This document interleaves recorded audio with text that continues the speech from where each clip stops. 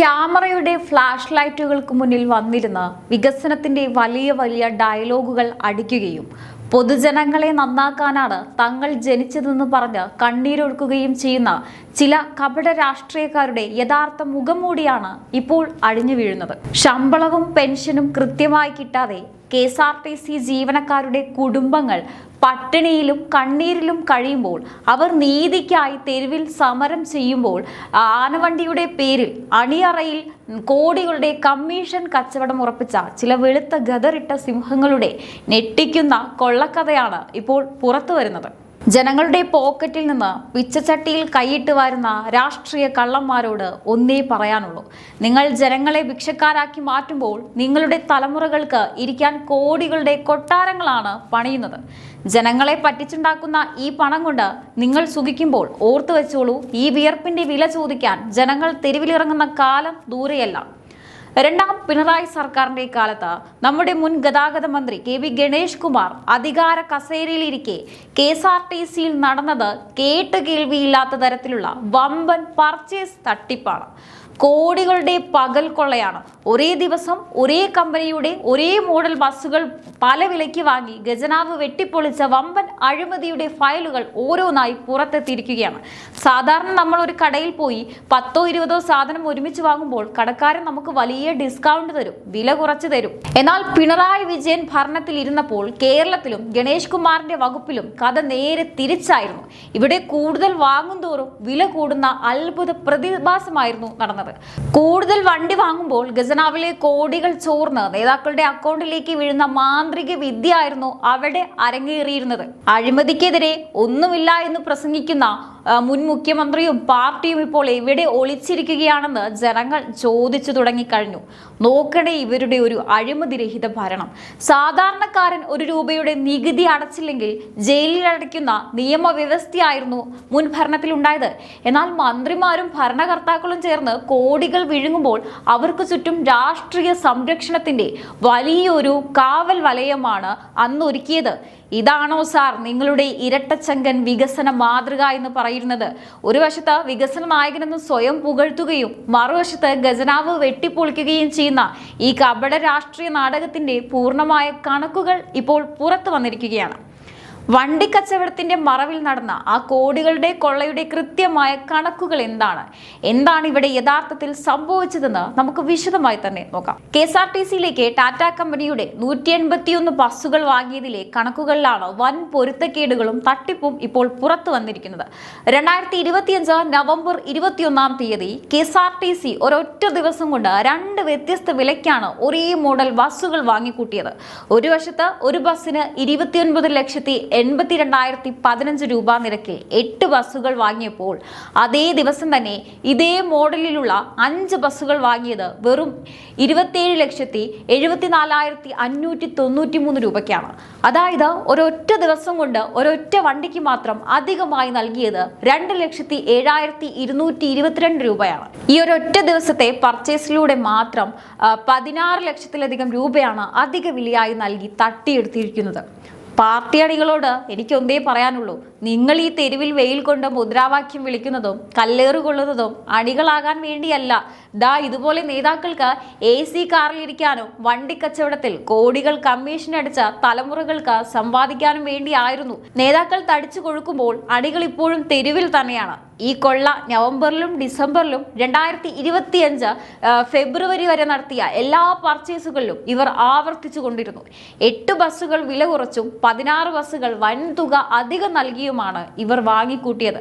December 13-നും ഇതേ രീതിയിൽ ഒരേ മോഡൽ ബസ്സുകൾ, ചിലത് 27 ലക്ഷത്തിനും മറ്റു ചിലത് 30 ലക്ഷത്തിനുമൊക്കെയാണ് മാറി മാറി വാങ്ങിയത്. ഫെബ്രുവരി വരെയുള്ള കണക്ക് നോക്കിയാൽ 27,24,593 രൂപ നിരക്കിൽ 14 ബസ്സുകളാണ് വാങ്ങിക്കൂട്ടിയത്. എന്നാൽ അതിനുശേഷം വില കുത്തനെ കൂട്ടി 29,82,015 രൂപ നിരക്കിൽ 54 ബസ്സുകളും ഏറ്റവും ഉയർന്ന തുകയായ 30,05,799 രൂപ നിരക്കിൽ 83 ബസ്സുകളുമാണ് ഖജനാവിലെ പണം വാരിയെറിഞ്ഞ് വാങ്ങിക്കൂട്ടിയത്.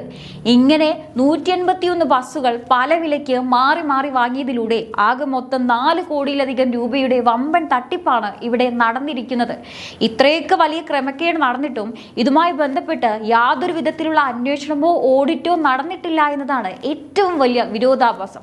മുൻപും ഇത്തരം വലിയ തട്ടിപ്പുകൾ നടന്നതായി ആരോപണം ഉയർന്നിരുന്നുവെങ്കിലും യാതൊരുവിധ അന്വേഷണവുമില്ലാതെ രാഷ്ട്രീയ സംരക്ഷണത്തോടെ കേസ് അങ്ങ് ഒതുക്കുകയായിരുന്നു. ഇപ്പോൾ ഈ പുറത്തു വന്ന 4 കോടിയുടെ അഴിമതിയെക്കുറിച്ച് മാധ്യമങ്ങൾ ചോദിച്ചപ്പോൾ നിലവിലെ ഗതാഗത മന്ത്രി CP ജോൺ നൽകിയ മറുപടിയാണ് ഇതിലും വലിയ തമാശ. സംഭവം തന്റെ ശ്രദ്ധയിൽപ്പെട്ടിട്ടില്ല എന്നാണ് മന്ത്രി പ്രതികരിച്ചത്. കോടികളുടെ ഫയലുകൾ മുകളിലൂടെ പറക്കുമ്പോൾ മന്ത്രിമാർ ഉറക്കത്തിലായിരിക്കുമെന്നതിന് ഇതിലും വലിയ തെളിവ് വേണം.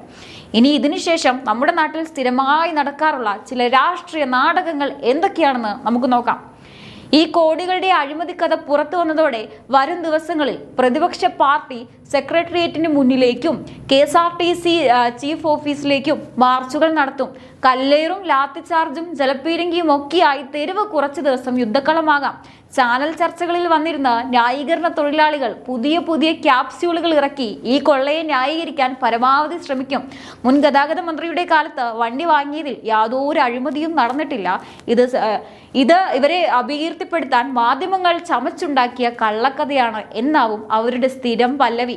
ഇത്രയൊക്കെ വലിയ തെളിവുകൾ പുറത്തു വന്നിട്ടും ജനങ്ങളെ വിഡ്ഢികളാക്കുന്ന ഇത്തരം ന്യായീകരണങ്ങൾ കേൾക്കുമ്പോൾ സാധാരണക്കാരന് ചിരിക്കണോ അതോ കരയണോ എന്നറിയാത്ത അവസ്ഥയാണ്. നാട്ടിൽ എന്ത് കൊള്ള നടന്നാലും അതിന് കൃത്യമായ ന്യായീകരണ ക്യാപ്സ്യൂളുകളുമായി വരുന്ന ചില വക്താക്കളുണ്ടല്ലോ, അവരോട് ഒന്നേ പറയാനുള്ളൂ, ജനങ്ങളുടെ കണ്ണിൽ എത്ര നാൾ നിങ്ങൾ പൊടിയിടും? വണ്ടി കച്ചവടത്തിലെ ഈ നാണം കെട്ട കള്ളക്കളിക്ക് നിങ്ങൾ നൽകുന്ന മാർക്കറ്റിംഗ് വാല്യൂ എന്തായാലും ശരി, ജനങ്ങൾക്ക് ഇപ്പോൾ കാര്യങ്ങൾ കൃത്യമായി മനസ്സിലാകുന്നുണ്ട്. KSRTCയിൽ ടാറ്റ കമ്പനിയുടെ 181 ബസ്സുകൾ വാങ്ങിയതോടെ 4 കോടിയിലധികം രൂപയുടെ വൻ തട്ടിപ്പ് നടന്നു എന്ന കൃത്യമായ കണക്കുകളാണ് ഇപ്പോൾ പൊതുസമൂഹത്തിന് മുന്നിലേക്ക് എത്തിയിരിക്കുന്നത്. കഴിഞ്ഞ ഇടതുപക്ഷ സർക്കാരിന്റെ കാലത്ത് കടുത്ത സാമ്പത്തിക പ്രതിസന്ധിയിലൂടെ KSRTC കടന്നു പോകുമ്പോഴും ജീവനക്കാർക്ക് കൃത്യമായി ശമ്പളവും പെൻഷനും കിട്ടാതെ കഷ്ടപ്പെടുമ്പോഴുമാണ് ഇത്തരം വമ്പൻ പർച്ചേസ് ക്രമക്കേടുകൾ അന്നത്തെ ഗതാഗത മന്ത്രി ഗണേഷ് കുമാറിന്റെ മൂക്കിന് താഴെ അരങ്ങേറിയത്.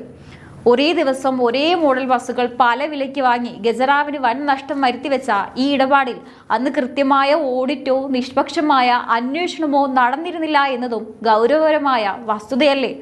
മുൻപും ഇത്തരം ഗുരുതരമായ ആരോപണങ്ങൾ ഉയർന്നപ്പോഴൊക്കെ അന്നത്തെ ഭരണകൂടം കൃത്യമായ രാഷ്ട്രീയ സംരക്ഷണത്തോടെ കേസുകൾ ഒതുക്കി തീർത്തു എന്ന ആക്ഷേപവും ഈ സാഹചര്യത്തിൽ കൂടുതൽ ശക്തമാവുകയാണ്. ഭരണത്തിലിരുന്നപ്പോൾ പൊതുമുതൽ കൈകാര്യം ചെയ്യുന്നതിൽ യാതൊരുവിധ സുതാര്യതയും കാണിക്കാതെ കോടികളുടെ അഴിമതിക്ക് കാവൽ നിന്നവർ ഇപ്പോൾ പ്രതിപക്ഷത്തിരുന്ന് വിപ്ലവം പ്രസംഗിക്കുന്നത് ജനങ്ങൾ കാണുന്നുണ്ട്. അന്ന് കോടികൾ കൊള്ളയടിക്കാൻ ഒത്താശ ചെയ്തവർക്ക് എത്ര കാലം രാഷ്ട്രീയ സംരക്ഷണം ഒരുക്കാൻ കഴിയും? വിട്ടുവീഴ്ചയില്ലാത്ത അന്വേഷണത്തിന് മുന്നിൽ മറുപടി പറയേണ്ടി വരുന്ന കാലം എന്തായാലും ദൂരെയല്ല. വൻ ക്രമക്കേട് മാധ്യമങ്ങളിലൂടെ പുറത്തു വന്നിട്ടും സംഭവം ശ്രദ്ധയിൽപ്പെട്ടിട്ടില്ല എന്ന നിലവിലെ ഗതാഗത മന്ത്രി CP ജോൺ പ്രതികരിച്ചതും ഈ വിഷയത്തിന്റെ ഗൗരവം വർദ്ധിപ്പിക്കുകയാണ്. മുൻ ഗതാഗത മന്ത്രി ഗണേഷ് കുമാറിന്റെ കാലത്ത് നടന്ന ഈ വലിയ ഇടപാടുകളെ കുറിച്ച് സമഗ്രമായ ഒരു ഉന്നതതല അന്വേഷണം പ്രഖ്യാപിക്കാൻ ഇപ്പോൾ അധികാരത്തിൽ കോൺഗ്രസ് സർക്കാർ തയ്യാറാകുമോ, അതോ പഴയതുപോലെ രാഷ്ട്രീയ ഒത്തുതീർപ്പുകൾക്ക് വഴിവിട്ട് ഈ കേസ് ഒതുക്കി തീർക്കാൻ അനുവദിക്കുമോ എന്നാണ് ഇപ്പോൾ കേരളം ഉറ്റുനോക്കുന്നത്. അഴിമതിക്കെതിരെ മുൻപ് വലിയ പ്രസംഗങ്ങൾ നടത്തിയ മുൻ മന്ത്രിയും ഇടതുപക്ഷ നേതാക്കളും സ്വന്തം കാലത്തെ ഖജനാവ് വെട്ടിപ്പൊളിക്കാൻ പുറത്തു വരുമ്പോൾ ഇപ്പോൾ മൗനം പാലിക്കുകയാണ്. കസേരയും അധികാരവും കൈവിട്ടു പോയെങ്കിലും ചെയ്തു കൂട്ടിയ ഈ ഒരു അഴിമതികളുടെ മുഖമൂടികൾ ഓരോന്നായി ഇപ്പോൾ പുറത്തു വരികയാണ്. പൊതുമുതൽ വിറ്റ് കാശാക്കിയ ഈ കള്ളക്കളിക്ക് മുന്നിൽ ഇനി ഈ നാട് നിശബ്ദമായിരിക്കില്ല എന്നത് തീർച്ചയാണ്. എന്തായാലും ഈ ഒരു വിഷയത്തെ നിങ്ങൾ എങ്ങനെയാണ് നോക്കിക്കാണുന്നത്? തീർച്ചയായിട്ടും നിങ്ങളുടെ അഭിപ്രായങ്ങൾ താഴെ കമന്റ് ബോക്സിൽ രേഖപ്പെടുത്തുക. മറ്റൊരു വിഷയമായി വീണ്ടും കാണാം. നന്ദി.